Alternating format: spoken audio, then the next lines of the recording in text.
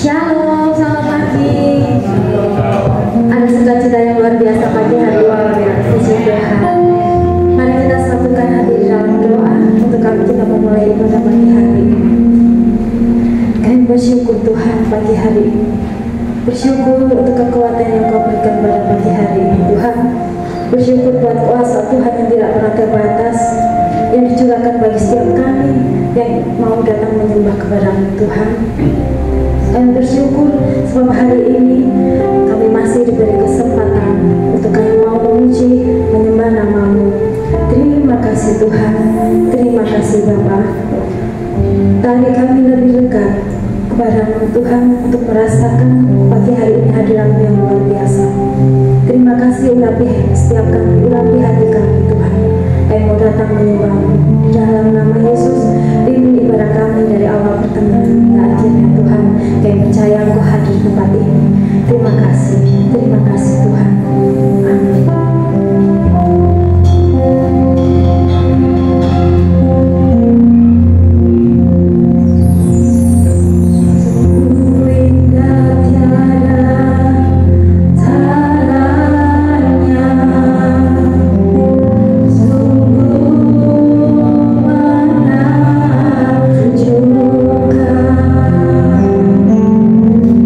Sungguh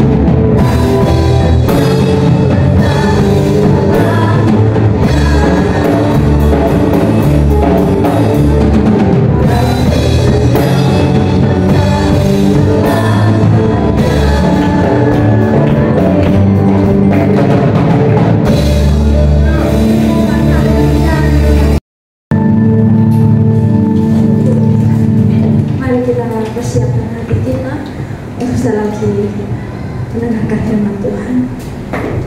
Syukur Tuhan, terima kasih ya Bapak.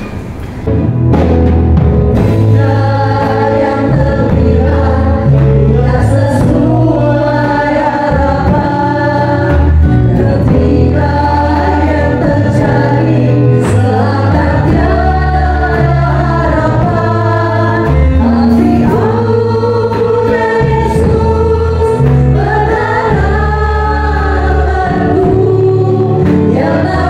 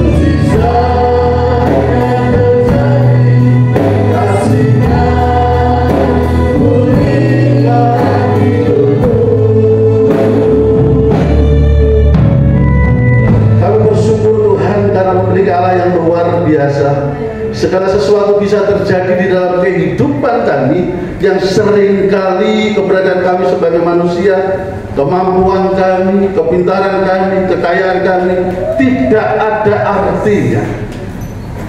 Tetapi kami memiliki satu Bapa yang baik, Allah yang luar biasa, yang sanggup melakukan segala perkara untuk setiap anak-anak-Mu Tuhan.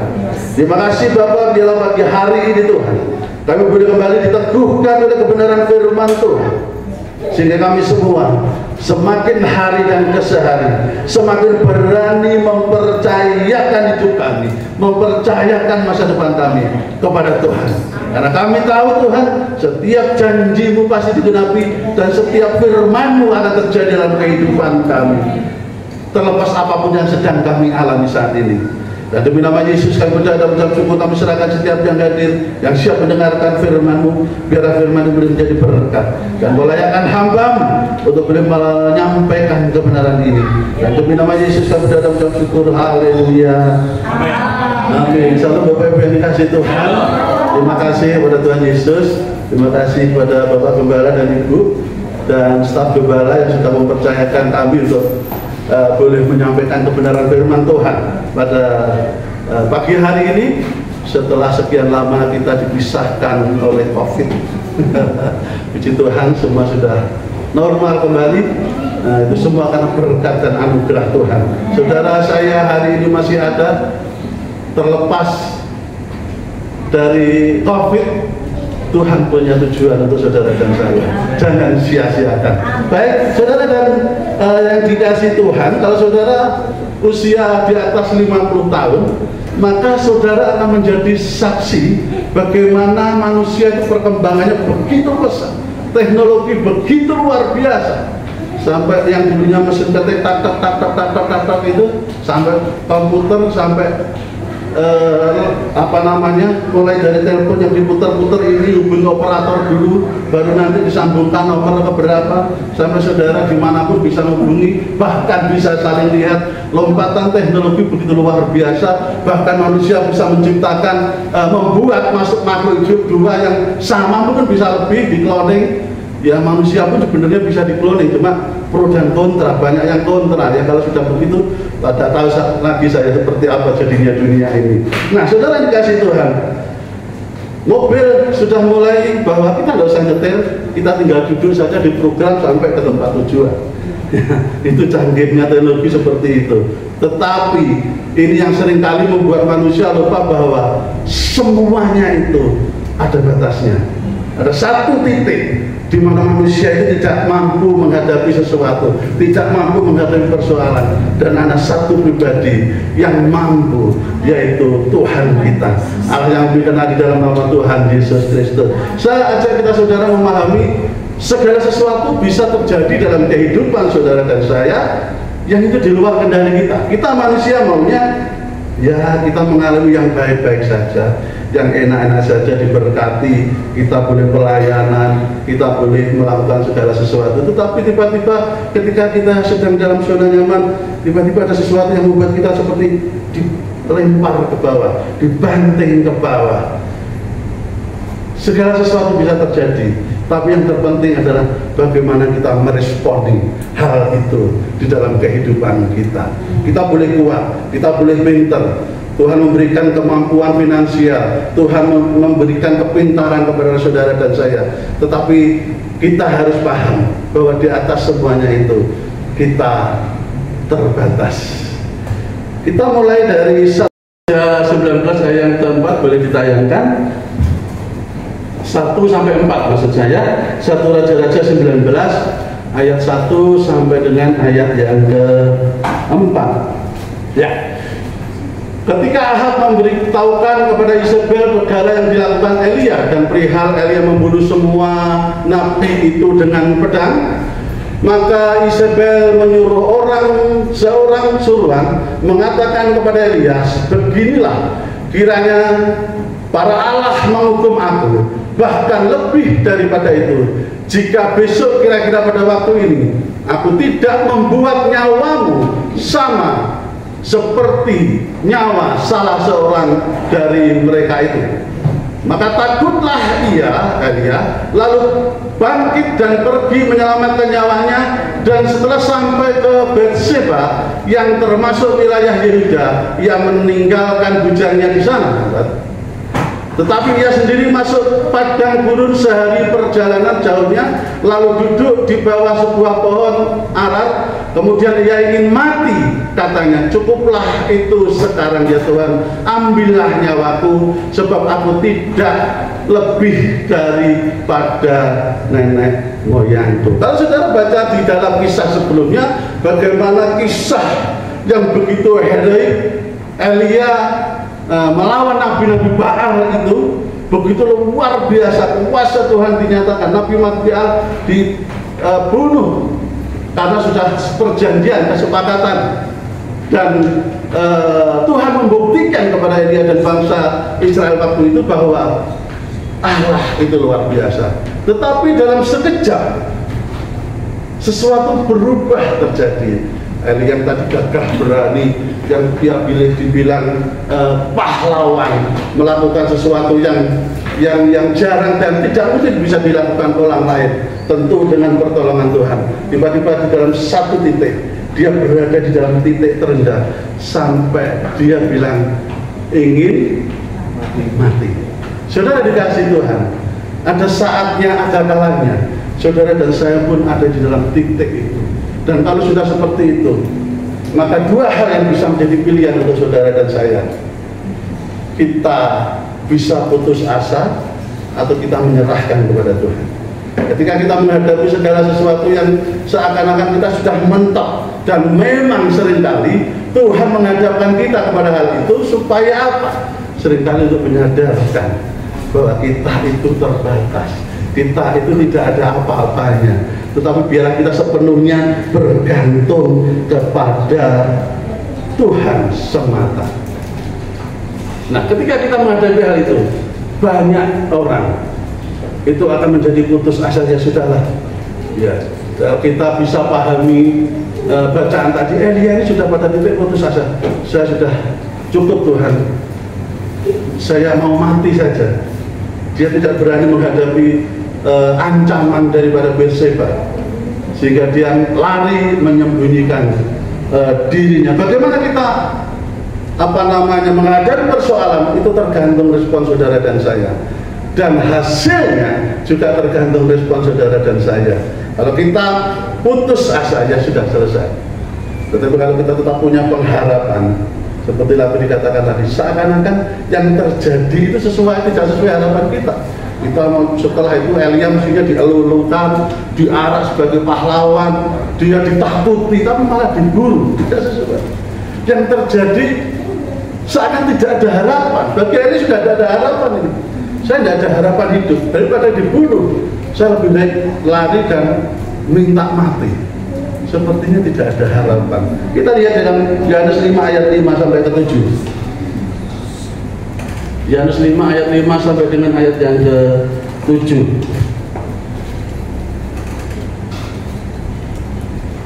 Ya, di situ ada seorang yang sudah 38 tahun lamanya sakit. Ketika Yesus melihat orang itu berbaring di situ, karena ia tahu bahwa ia telah lama dalam keadaan itu, berkatalah ia kepadanya, maukah engkau sembuh? Ayat 7 saudara perhatikan, karena poinnya akan di sini nanti. Jawab orang sakit itu kepadanya, Tuhan, tidak ada orang yang menurunkan aku ke dalam kolam itu. Apabila airnya mulai bertunjang dan sementara aku menuju ke kolam itu, orang lain sudah turun mendahuluinya. Kalau zaman sekarang itu istilahnya pertanyaannya apa, jawabannya apa. Tidak nyambung saudara. Karena apa? Karena orang itu sudah pada posisi yang putus asa. Kalau saudara ditanya, kamu mau uang? Jawabannya apa? Mau. Kalau saudara banyak uang, mungkin jawabannya tidak. Tapi walaupun banyak uang, biasanya ya mau aja ya. Haleluya. Nah, jadi pertanyaannya kan simpel, Tuhan Yesus itu. Maukah kamu sembuh? Tuhan, tidak ada yang menolong aku. Tuhan, saya tidak bisa ke jalan sana, mesti didahului orang. Tuhan nggak tanya itu. Tuhan nggak mau tanya kesulitan saudara apa. Keterbatasan kita apa? Tuhan cukup tahu. Karena tadi diceritakan Tuhan sudah tahu bahwa orang itu sekian lama di sana dan Tuhan mau menolong. Maukah engkau aku angkat? Tuhan, tidak mungkin, saya ini siapa? Saya sekolahnya terbatas, saya dididik dari desa Tuhan. Saya orang miskin Tuhan, saya banyak persoalan, tidak mungkin Tuhan. Loh, pertanyaan sama jawabannya bisa beda. Pagi hari ini kita bisa belajar dari peristiwa ini. Kalau Tuhan bertanya kepada saudara, kita harus mempunyai satu jawaban yang positif. Maukah kamu sembuh? Mau. Nah, akhirnya tidak bulat seperti ini karena orang itu merasa sudah frustasi sekian lama. Dia sudah menunggu, setiap kali kolam itu bergoncang, dia berusaha, tetapi selalu kedahuluan orang. Sampai akhirnya Yesus datang dan menawarkan kesembuhan. Di dalam ayat ini tidak diceritakan di dalam kisah ini apakah orang ini paham, apakah orang ini kenal atau Tuhan Yesus atau tidak. Bisa jadi nggak tahu mungkin. Kalau dia tahu, yang tanya itu Tuhan Yesus yang sudah menyembuhkan, nggak tahu apakah karena dia juga sedang curhat, nggak tahu. Tapi kalau dia tahu dan yakin, dia akan menjawab, "Ma." Saudara saat ini dalam persoalan, dalam masalah, Tuhan mau bertanya, maukah engkau aku tolong? Tuhan, tidak mungkin, sudah terlalu berat ini Tuhan, tidak mungkin Tuhan, ini susah, ini mustahil. Sampai akhirnya kita lupa siapa yang bertanya kepada kita, siapa yang berjanji kepada kita, siapa yang berfirman kepada kita. Biarlah kita senantiasa diingatkan. 2 Korintus 1 ayat 8 sampai 9. 2 Korintus, ya. Sebab kami mau saudara-saudara, supaya kamu tahu akan penderitaan yang kami alami di Asia Kecil. Beban yang ditanggungkan atas kami adalah begitu besar dan begitu berat, sehingga kami telah putus asa juga akan hidup kami. 9. Bahkan kami telah merasa seolah-olah kami telah dijatuhi hukuman mati.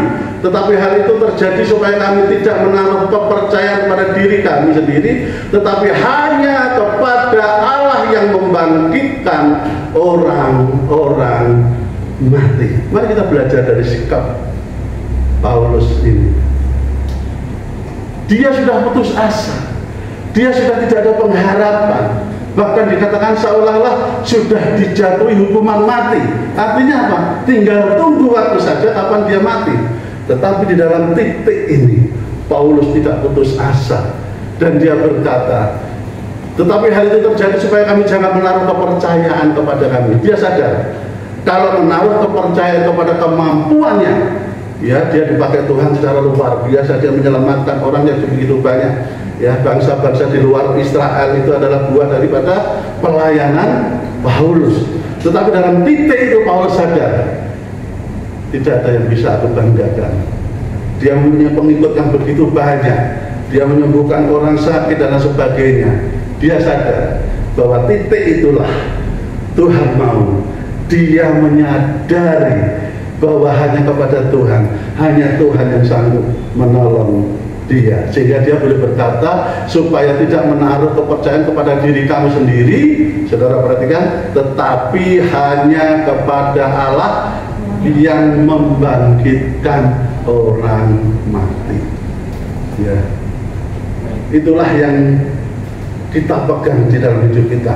Segala sesuatu bisa terjadi, kita tidak bisa milih.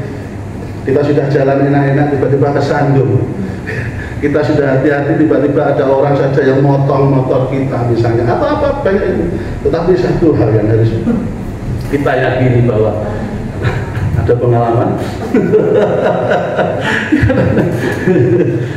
ini kalau di medsos ini banyak ini. Kalau mak-mak sudah naik motor, sudah hati-hati di belakangnya. Sennya kemana, beloknya kemana. Tapi kalau ditegur malah kita yang dimarahi. Saya itu enak-enak naik mobil gitu, tiba-tiba dipisui mak-mak gitu. Loh, saya itu nggak tahu ini masalahnya apa. Saya itu buru-buru mau mengambil uang, anak saya mau melahirkan. Loh, mana tahu? Biasanya dia naik mobil nggak pernah bantu, ya santai aja. Mungkin dia di belakang saya ini Ya mungkin gregetan gitu, tapi tiba-tiba saya dibisui. Ini salahku apa gitu. Lah aku nggak tahu tuh Bu, sampai itu suka susu yang ngomong apa ngebel atau apa gitu. Anak saya malah mau lahirkan, saya mau ambil uang di ATM gitu. Nah itu kan ya itu mama itu tidak pernah salah, mama terlalu benar. Bapak-bapak harus paham loh, tertawanya yang keras itu pengalaman. Ya itulah bapak-bapak, kita harus sabar. Karena kalau sabar nanti akan jadi baik ya, puji Tuhan. Kuncinya harus sabar, asik. Ya baik, kita lanjutkan. Pasrah itu menyerah, itu adalah satu situasi kita sudah putus asa. Tapi kalau kita berserah, itu mempercayakan hidup kita kepada Tuhan. Biarlah kita tidak pasrah, tidak putus asa, tapi kita menyerahkan kepada Tuhan. Dan sebenarnya jangan sampai nunggu kita sampai jatuh ke bawah. Kita kadang-kadang masih ngotot saja. Saya sudah lama terjadi. Suatu saat saya mengalami satu persoalan yang cukup berat yang saya sendiri tidak bisa, sudah tidak ada jalan keluar. Saya ingat sekali. Saya itu sambil nonton TV itu, sambil berjalan setengah ini saya bilang, Tuhan, apa yang harus saya kerjakan? Rohani enggak itu kira-kira? Rohani kan? Tuhan, apa yang harus aku kerjakan? Seakan-akan rohani berdoa kepada Tuhan. Tiba-tiba ada satu pengertian yang Tuhan taruh dalam diri kamu itu sudah tidak bisa apa-apa. Saya, loh iya ya. Jadi sekian lama saya berpikir sampai kepala ini mau pecah rasanya, sampai seperti orang gila. Berusaha, tiba-tiba saya disadarkan kamu sudah tidak bisa apa-apa, mau ngapain? Kalau sudah begini posisinya apa saudara? Kita menyerahkan kepada Tuhan. Saya itu senyum-senyum sendiri, tidak ada temannya. Oh iya tuh. Saya sudah bangkit, saya sudah tidak ngurusi itu, dan puji Tuhan memang Tuhan tolong. Nah, kadang-kadang kita itu ya sedikit rohani, sedikit agak sombong, artinya kita merasa masih mampu, kita masih bisa melakukan ini dan itu, tetapi sebenarnya kita sudah tidak bisa. Nah, memang Tuhan seringkali bawa kita kepada titik itu sehingga kita dibuat sadar, jangan kita mengandalkan. Jelas firman Tuhan, terkutuklah orang yang mengandalkan manusia, diberkatilah orang yang mengandalkan Tuhan. Nah, seringkali manusia itu bukan hanya sekedar manusia di luar sana, tetapi manusia diri kita sendiri ini. Oh, aku masih mampu, oh, kita berpikir nanti begini, bla bla bla bla bla. Tapi ternyata setelah mentok juga tetap kita ngotot. Semotot-ngototnya kita. Kalau kita sudah tidak mampu, nanti akhir-akhirnya apa?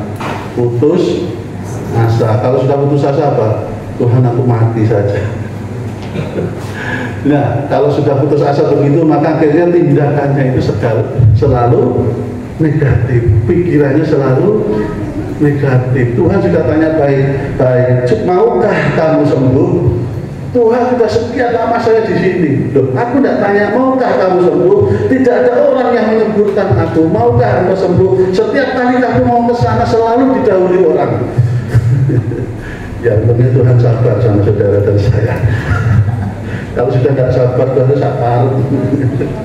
Ya, puji nama Tuhan. Di dalam Yohanes 5:7 tadi menjadi satu contoh yang mungkin seringkali secara tidak sadar saudara dan saya juga mengalaminya. Tidak mungkin Tuhan, tidak mungkin, saya tidak mampu Tuhan. Loh, maukah kamu tolong? Tidak mungkin, ini persoalannya susah saudara, sulit Tuhan. Tidak mungkin ini Tuhan ada jalan keluar. Bayangkan ini bla bla bla. Yang kita pikir sulitnya, yang kita pikir tidak mungkinnya, kita lupa sedang berhadapan dengan siapa. Kita lihat lagi dari Keluaran 14 ayat 10 sampai dengan ayat yang ke-12. Keluaran 14, 10, 14. Ketika Firaun telah dekat, orang Israel menoleh, maka tampaklah orang Mesir bergerak menyusul mereka, lalu sangat ketakutanlah orang Israel, dan mereka berseru-seru kepada Tuhan. Dan mereka berkata kepada Musa, apakah karena tidak ada kuburan di Mesir, maka engkau membawa kami untuk mati di padang gurun ini? Apakah yang Kau perbuat ini terhadap kami dengan membawa kami keluar dari Mesir. 12. Bukankah ini yang telah kami katakan kepadamu di Mesir, janganlah mengganggu kami, dan biarlah kami bekerja pada orang Mesir, sebab lebih baik kami untuk bekerja pada orang Mesir daripada kami mati di padang gurun. Saudara, kalau saudara lihat di dalam pasal dan ayat-ayat sebelumnya, peristiwa sebelum bangsa Israel keluar dari Mesir tentu didahului dengan ulah bla bla bla, dan terakhir ketika si Firaun hatinya dibuat murah hati loh sama Tuhan. Nah, saudara bisa baca nanti. Tidak sampai di situ saja, bangsa Mesir juga dibuat Tuhan murah hati supaya apa? Barang-barangnya dikasihkan sama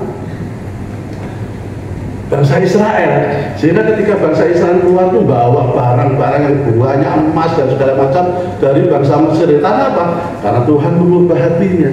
Dan ketika Tuhan sudah memimpin atas bangsa Israel lewat Musa, maka Tuhan membawa Musa, kamu nanti bawa ke sana ya. Tuhan yang naruh bangsa Israel dalam posisi ini loh, di dalam satu tempat di mana gunung kanan kiri, dan di belakang itu, di depannya itu laut. Kalau saudara baca bisa nanti saudara lihat di sana jelas dikatakan bahwa Musa bawa bangsa Israel ke sini, dan mereka di situ seperti di dalam sebuah jebakan. Nah, setelah dalam posisi itu, firman Tuhan berkata, maka Tuhan mengeraskan hati Firaun. Dan Tuhan ini kayak zaman sekarang itu ngeprank gitu ya seringkali ya.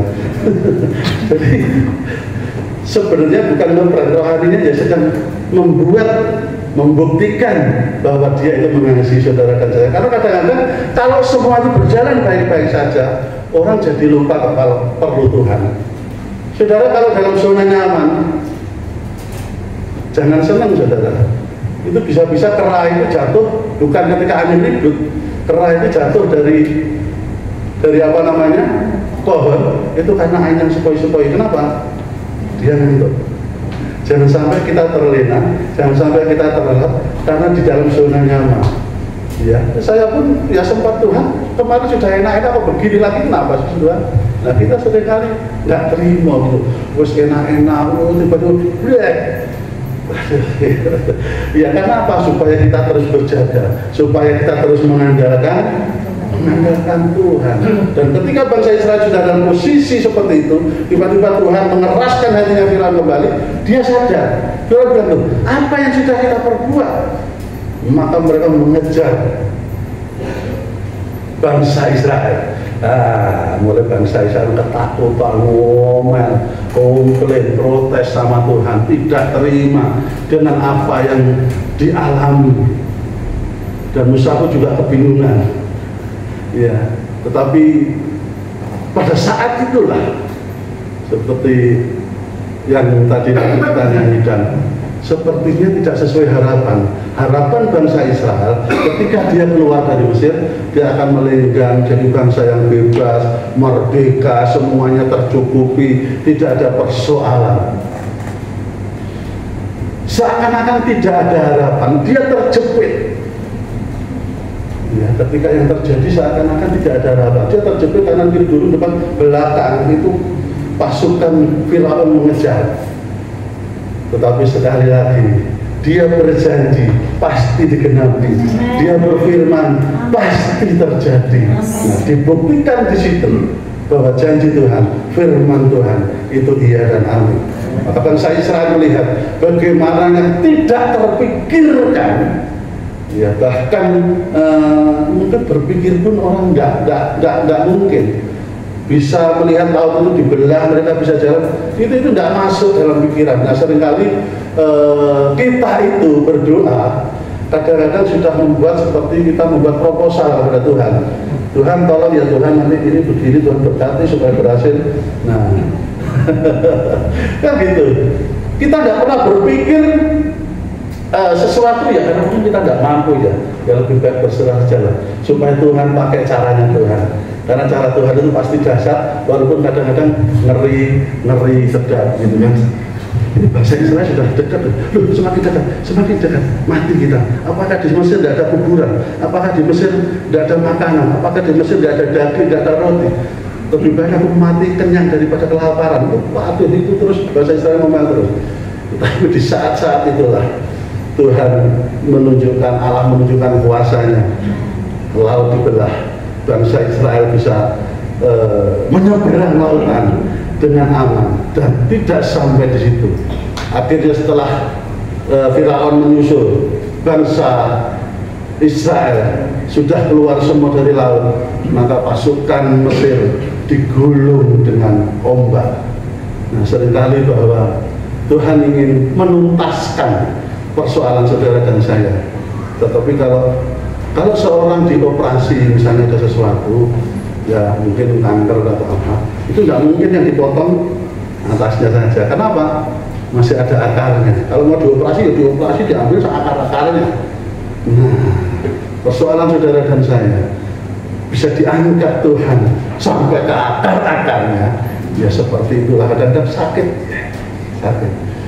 kadang-kadang deg-degan. Tapi kita harus tetap percaya bahwa Dia berjanji pasti digenapi. Dia berfirman pasti terjadi. 1 Korintus 10 ayat 13. 1 Korintus 10 ayat 13. Percobaan-percobaan yang kamu alami ialah pencobaan biasa yang tidak melampaui kekuatan manusia, sebab Allah setia dan karena itu Ia tidak akan membiarkan kamu dicobai melampaui kekuatanmu. Pada waktu kamu dicobai, Ia akan memberikan kepadamu jalan keluar sehingga kamu dapat menanggungnya. Saudara, waktu SD itu saya ingat, nah, sekolah saya waktu SD itu persis di sebelahnya Ibu Gembala ini. Ini rumahnya Ibu Gembala, pas sebelahnya itu sekolah saya SD. Jadi saya ingat rumahnya Bu Tati di sini. Jadi sejak kecil ya, kebetulan kami satu jemaat, dan kebetulan rumahnya juga dekat sekolah SD. Nah, waktu SD itu kan kita suka, waktu ada buku, kalau mau ulangan, ujian itu beri buku soal-soal. Nah, di belakangnya itu ada apa? Kunci jawaban. Iya kan? Jadi itu, tapi yang males ya mulai langsung lihat kuncinya. Nah, kuncinya ini dibawa Tuhan jawabannya. Kalau diserahkan langsung enak gitu kan? Kita nggak belajar kan gitu. Nah, setelah mentok Tuhan kasih kuncinya ini loh. Oh, kita bisa isi dan pasti betul karena kuncinya dari Tuhan. Itu persoalannya. Nah, Tuhan sudah memberikan jalan keluar itu seperti kunci kepada soal-soal waktu kita sekolah itu, sehingga kita dapat menanggungnya. Nah, kadang-kadang saya pun, Tuhan, itu harus mentok loh Tuhan. Kok terus berarti ukuran saya kepada diri saya itu tidak sama. Tuhan menganggap masih kuat, kita kadang-kadang sudah tidak kuat Tuhan, sudah tidak kuat Tuhan. Tapi kok ada jawab-jawab, berarti Tuhan, ukuran Tuhan kita itu. Nah, saudara kalau lihat atlet ya, atlet senam, atlet apa gitu. Saya pernah di Citraden itu ada satu gedung olahraga yang dipakai latihan anak-anak senam. Saya lihat anak-anak senam itu mulai kecil ya, mereka mungkin waktu itu SMP atau SD mereka. Dia disuruh kayang itu kan terlentang gini, kaki dan tangan jadi tumpuan. Tahan. Anak ini nangis, saudara. Anak ini nangis. Nangis terus saya lihat. Wah, sudah aku capek terus. Apakah pelatihnya jahat? Kalau pelatihnya mungkin yang justru pelatih yang jahat, ya sudah kamu duduk saja. Apa bisa jadi atlet? Nah, saudara sudah dipersiapkan jadi atlet yang luar biasa. Kadang Tuhan cukup saya mengalami dan sudah cukup Tuhan. Saya sampai kalau saudara lihat tinju, pelatihnya lempar andu itu artinya apa? Menyerah. Ini kok gak dilempar andunya terus? Nah, itu kenapa Tuhan menganggap saudara dan saya masih kuat. Bertahanlah. Karena pada saatnya Tuhan akan memenuhi janjinya. Pada saatnya Tuhan akan menggenapi firman-Nya untuk saudara dan saya. Walaupun yang kita lihat, walaupun yang kita alami, seakan-akan tidak ada harapan untuk saudara dan saya. Perempuan 12 tahun yang pendarahan itu sudah sekian lama, hartanya habis untuk berobat, kekayaannya habis untuk berobat. Tetapi di saat-saat seperti itu dia masih punya keyakinan, asal jamah punca jubahnya, asal ku pegang jubahnya, aku pasti sembuh. Dan saat itu Tuhan tidak memegang dia, Tuhan tidak menjamah dia, Tuhan tidak berdoa untuk dia. Inilah cara Tuhan. Ya, kalau kita belajar bagaimana pelayanan Tuhan selama 3,5 tahun, itu Tuhan itu cukup kreatif. Ada yang orang sakit diolesi tanah, ada yang suruh pergi ke imam supaya sembuh. Banyak sekali cara.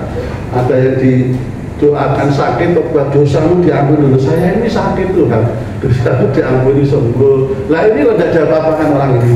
Apa yang membuat orang ini sembuh? Wanita 12 tahun ini, imannya bertemu dengan kuasa Tuhan. Nah, kadang-kadang kuasa Tuhan, bukan kadang-kadang, kuasa Tuhan ini ada. Kuasa Tuhan ini tersedia untuk saudara dan saya. Tinggal bagaimana kita mengambil kuasa dan mengalami ini dengan cara apa? Kita beriman, kita percaya. Kalau saudara percaya, saudara punya iman, ketemu dengan kuasa Tuhan, jadi. Tapi kalau kita percaya dengan yang lain, ya tidak akan jadi. Jadi iman dan percaya kita ketemu dengan kuasa Tuhan, itu akan menjadi mujizat. Seperti yang dialami oleh wanita yang sudah sakit perdarahan selama 12 tahun. Saudara tetap bertahan. Jangan menganggap bahwa yang punya persoalan itu hanya jemaat-jemaat saja, pelayan-pelayan Tuhan, gembala dan hamba-hamba Tuhan, tidak sama, saudara. Dalam bentuk yang lain.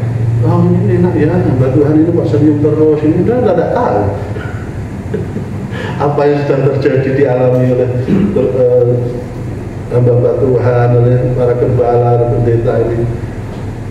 Ya, pasti semua punya persoalan, dan tentu persoalan itu punya ciri khasnya sendiri-sendiri yang Tuhan sesuaikan dengan saudara dan saya. Seperti kalau kita ujian itu, ujiannya pasti beda antara yang SD kelas 1, 2, 3 sampai 6, yang SMP, yang semuanya beda.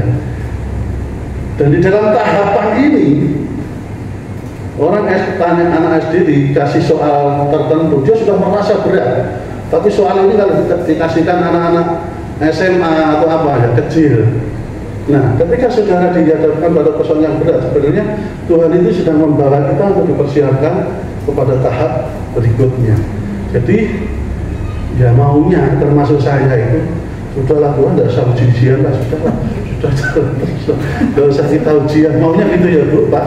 Tidak usah ujian, tidak usah persoalan oleh Tuhan, supaya saya bisa melayani, kadang-kadang rohani. Tidak bisa, tidak bisa. Ya kita mau nggak mau harus mengalami itu, tapi kadarnya yang berbeda. Tetapi satu hal yang saudara dan saya pahami, bagaimana kita merespon setiap persoalan itu, bagaimana kita menanggapi setiap sesuatu yang terjadi dalam kehidupan kita, itu yang membedakan antara orang yang punya Tuhan, orang yang beriman, dan yang tidak. Kita harus beda. Kalau orang lain putus asa, maka kita tidak boleh putus asa.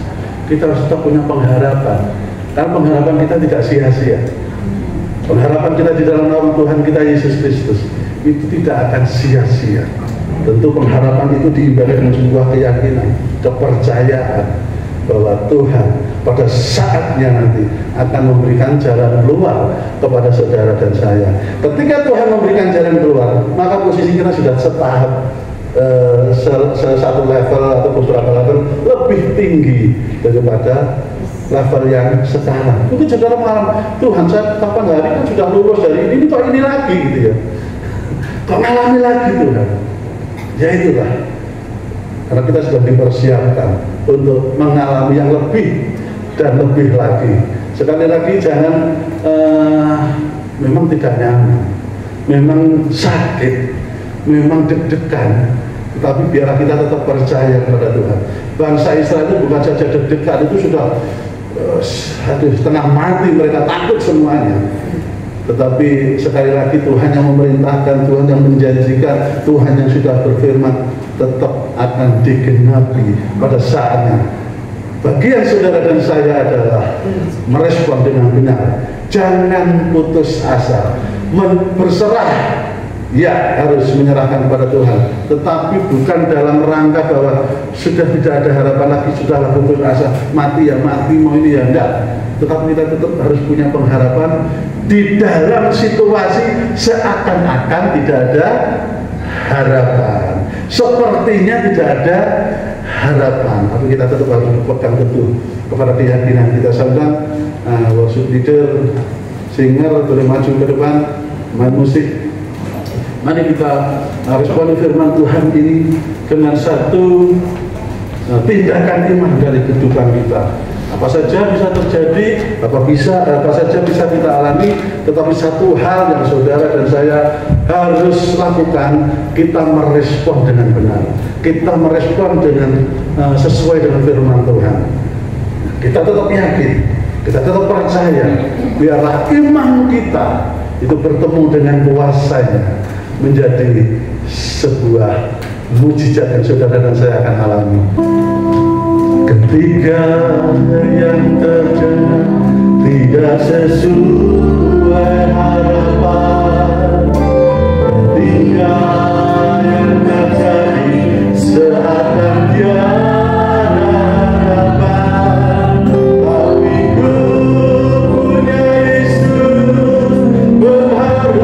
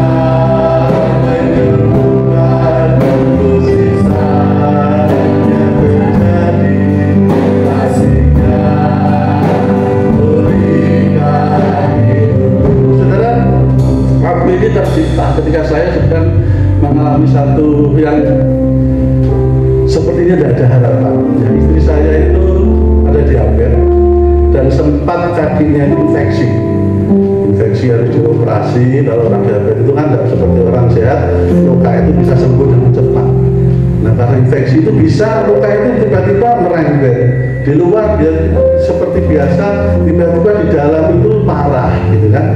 Nah, dioperasi, dirawat. Nah, tentu kalau sudah diabetes itu proses penyembuhan itu tidak secepat kita. Nah, di situ dokter awalnya 2 hari sekali, tetapi setelah ada ini saya yang harus merawat di rumah tiap hari, ganti perban, ganti inilah. Saya melihat kadang-kadang saya begitu buka itu luka, saya tuh habis. Isinya orang Jawa entek hatiku. Saya kok malah seperti ke sini, kok malah merembet ke sini. Sepertinya itu tidak sehari 2 hari, sekian bulan saya merawat istri saya. Sampai akhirnya sembuh. Tidak itu tiba-tiba yang tadi sudah sembuh tiba-tiba merembet lagi ke yang lain. Di dalam di atas kelihatannya sudah baik, tapi di dalam itu jalan luka infeksinya itu. Saya mulai menyembah, berdoa, tiba-tiba keluar kalimat-kalimat ini. Yang terjadi tidak sesuai harapan saya. Saya merawat tiap hari kok tidak ada perkembangan, tidak ada ini, tiba-tiba kok infeksi lagi. Tiap hari saya lihat. Sampai akhirnya beliau sembuh. Tiba-tiba di luar juga ada lagi itu sudah beberapa kali dioperasi. Operasi itu apa? Membersihkan jaringan yang rusak. Terus terakhir itu yang luka utama ini sudah mengecil, sudah baik. Ada yang lain yang itu dokter pun juga sudah, saya bingung Pak, ini apa, nggak tahu saya. Ini harus dioperasi lagi, sekian lama, beberapa kali. Istri saya sudah nggak mau, nggak mau. Saya pun nggak sampai hati maksa istri saya, tapi ada keyakinan kalau Tuhan sudah angkat tangan, kalau dokter sudah angkat tangan, Tuhan pasti turun tangan. Saya bilang ke dokter, ya dok, saya rawat aja, saya rawat beberapa hari, nanti sesekali ke dokter, sampai akhirnya nggak bisa Pak, ini harus operasi. Sudah, akhirnya kalau dokter sudah begitu, saya rawat sendiri dok. Saya ingat, saya bilang bahwa Tuhan yang saya sembah pasti bisa menyembuhkan diri saya. Nah, disitulah saya rawat sampai itu tadi kan ada kalimat, ketika kulihat awan sebesar telapak tangan saya ingat waktu itu bangsa Israel menantikan hujan itu kan, itu hujannya kesana nggak ada, tiba-tiba ada telapak tangan, awan sebesar telapak tangan itu tidak ada artinya, saudara. Ini mau hujan apa? Tetapi Nabi Tuhan katakan sebentar lagi akan hujan badai, suruh segera pulang. Dan terjadi. Nah, ketika saya merawat istri saya ini, iman saya itu melihat hal yang positif. Oh, puji Tuhan ini sembuh, dan puji Tuhan akhirnya luka itu menutup dan sembuh, kering. Jadi sampai dokternya terakhir pertemuan dengan dokter itu bilang, Pak, nanti kalau Bapak berubah pikiran dan mau dioperasi lagi, hubungi saya ya Pak. Iya dok. Dan sejak itu saya tidak ke situ lagi. Sampai hari ini lukanya sudah kering, sudah lama menutup. Apa yang saya lakukan ya, obatnya apa sih? Ini obat-obat biasa, beli ya, saya lihat dokter pakai apa sih ya, saya pakai itu untuk bersihkan, untuk ini, dan firman Tuhan terbukti. Akhirnya di dalam keputusasaan saya tiba-tiba keluar ini, seakan-akan tidak ada harapan, seakan-akan tidak sesuai harapan. Nah, kalau orang sakit infeksi yang karena gula itu belum sembuh, tapi asal lukanya merah itu saja sudah bagus, artinya jaringan hidup. Nah, begitu saya lihat sedikit saja, jadi saya anggap, saya imani sembuh. Sedikit merah, puji Tuhan, saya dan Tuhan Yesus begitu luar biasa. Percayakan hidup kita kepada Tuhan. Kita nyanyikan lagu ini sebagai pengingat untuk kita semuanya atas apa yang bisa terjadi dalam kehidupan kita.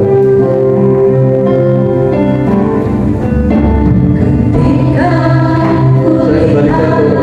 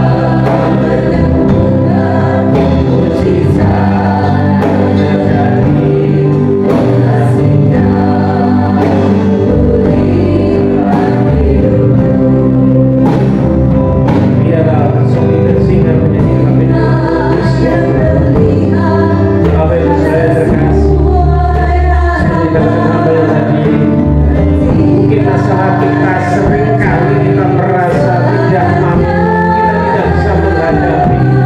Terlalu lama Tuhan tidak menyentuh aku, terlalu lama aku melalui proses ini. Mungkin kita lama dan kita ada di titik nadir, tapi ingat ada satu pengharapan di dalam Tuhan. Dia tidak pernah terlambat. Waktunya waktu yang terindah. Biarlah kita menghindari diri kita. Biarlah persoalan, kendala, hambatan tidak membuat kita meninggalkan ibadah, tidak meninggalkan pelayanan, tapi tetap maju di dalam Tuhan. Pun pada saat kita ada di zona nyaman, kita ada di atas, ingat Tuhan terus membuat kita harus melewati satu step yang lain, sehingga kita tidak pernah melenceng ajarannya Tuhan. Hari ini biarlah apapun yang terjadi, kita terus mendekat pada Tuhan. Dia jawaban masalah hidupmu. Berapa lama pun kita mengalami apapun yang terjadi, yakin Tuhan adalah jawaban. Amin. Katakan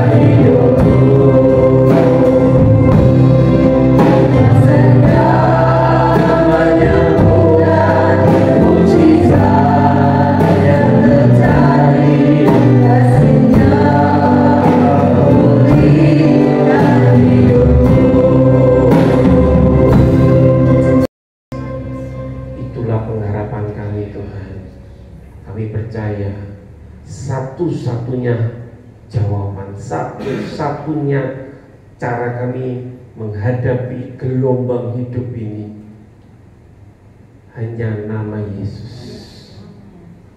Engkaulah jawaban kami Tuhan. Terima kasih untuk firman-Mu pada hari ini. Biarlah kami diteguhkan, biarlah kami melihat secercah harapan.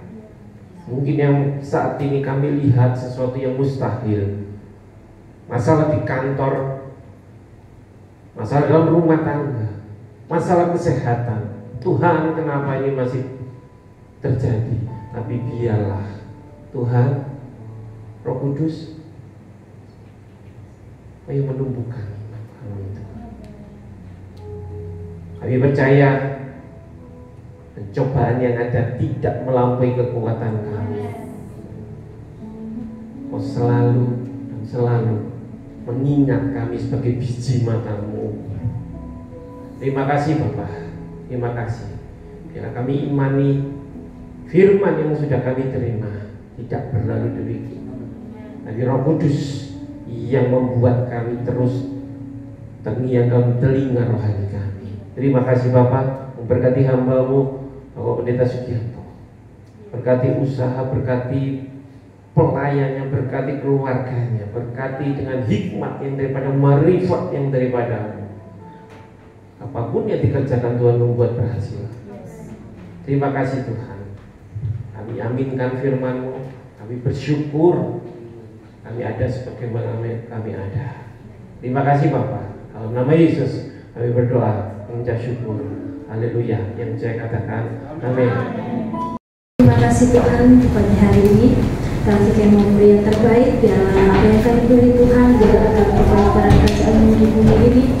Dan kami memberi bukan karena kami mau berkati, tapi kami sudah sangat diberkati yang luar biasa. Terima kasih ya Bapak, terima kasih di dalam nama Yesus, amin. Selamat memberi. Bila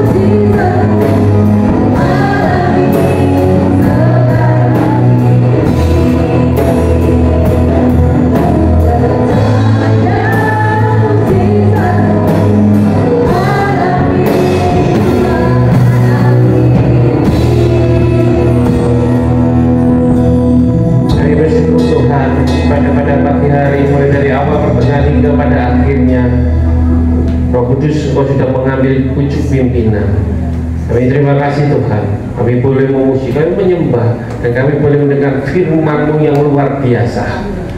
Sekali lagi biar Roh Kudus memotretkan dalam hati kami, dan kami melakukan firman itu. Terima kasih Bapa, terima kasih untuk hamba-Mu, Engkau kirim, terima kasih sudah membagikan firman untuk kami, dan kami terima dengan segala kerendahan hati Tuhan, untuk menjadi tertanam dalam hati kami sebagai ladang yang subur. Tuhan memberkati tim KW yang hadir bertugas, jadilah mereka tidak pernah sia-sia. Berkati jemaat dari anak sekolah minggu, pemuda remaja hingga yang lanjut usia sekalipun. Tuhan, pekerjaan mereka, usaha mereka, apapun yang mereka lakukan, Tuhan berkati di dalam nama Yesus. Baik yang karyawan, pengusaha, ibu rumah tangga sekalipun, saat mereka melakukan tugasnya, biar melakukan itu seperti untuk Tuhan. Terima kasih Bapak, terima kasih. Berkati Indonesia, berkati Surabaya tercinta. Biarlah kami orang-orang percaya boleh beribadah dengan aman dan nyaman. Di mana-mana nama Tuhan diberitakan, di gereja manapun, biarlah kami boleh beribadah dengan nyaman. Terima kasih Bapak, terima kasih untuk pagi hari ini. Kau begitu mengasihi kami, Kau selalu baik dan teramat baik bagi kami. Terpujilah nama-Mu, terpujilah nama-Mu. Kiranya kasih, kemurahan dari Allah Bapa di surga, sukacita dan sejahtera turun atas kita di dalam nama Tunggal Tuhan Yesus Kristus serta bersekutu Roh Kudus. Kiranya memberkati, menyertai, melindungi umat orang percaya dari saat ini sampai Maranatha Tuhan Yesus datang kembali. Yang percaya katakan amin.